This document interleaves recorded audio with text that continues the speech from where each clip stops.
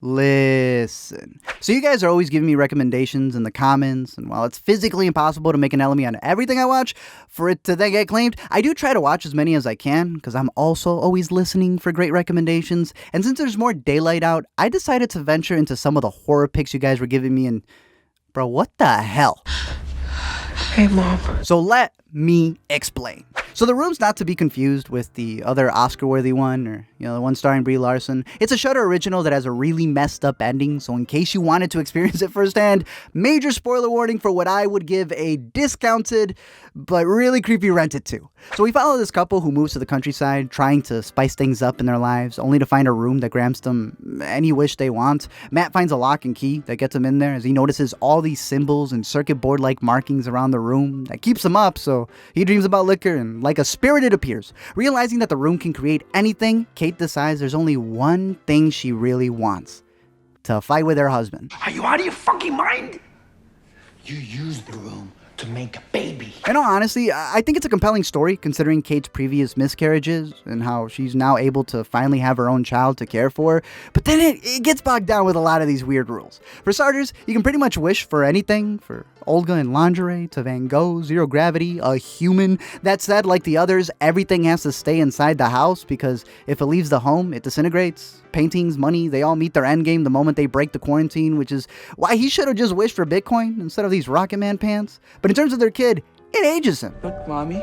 I'm big now. Honestly, the best part of the movie, in my opinion, is the production design. The director himself is an artist, so he pretty much supplied his originals for the set. The circuit and designs, he even admitted, come from The Shining and its iconic carpet, or this Fibonacci spiral that I'm sure most of you guys have seen in multiple things throughout the years. But this is like the basis to nature. It's almost like there's an aspect to the story that really gets down to human patterns and the equations that make us tick. There's hints at worlds within worlds and becoming your own god. God had to die, of course.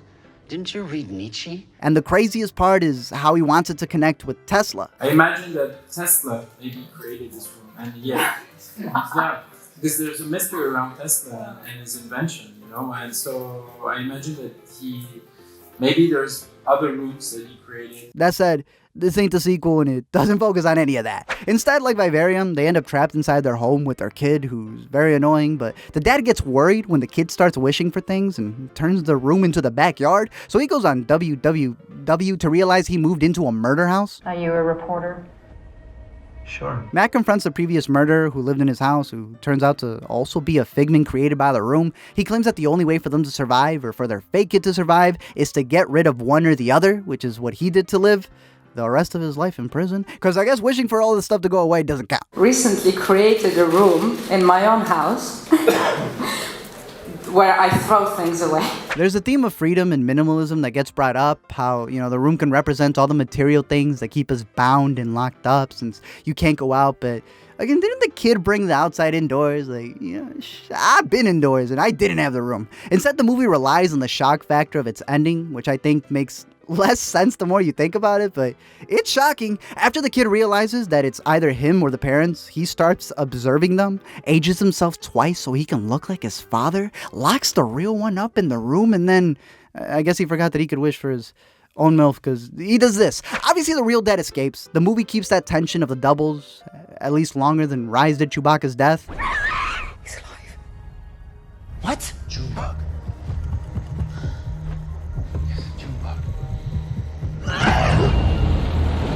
I just don't get, why did he just switch back? Boy really got the age knocked out of him. They're able to escape the house as the sun disinfects them of their figment child, only for it to end weeks later with Kate finding out she's pregnant. It's definitely an ending that leaves it up to you to decide whether it's the real dad's or the figment child's child, but the light flickers, which was supposed to happen when you're in the room where a wish happens, and not weeks after conception. Wouldn't the figment child also disappear outside the room since only one of the creators was killed, according to the rules? Couldn't you just go back and ask the room, or wish it away? It is also 2020 as a reminder. But above all, how does the movie forget their own character's arc, in where Kate was suffering from multiple miscarriages?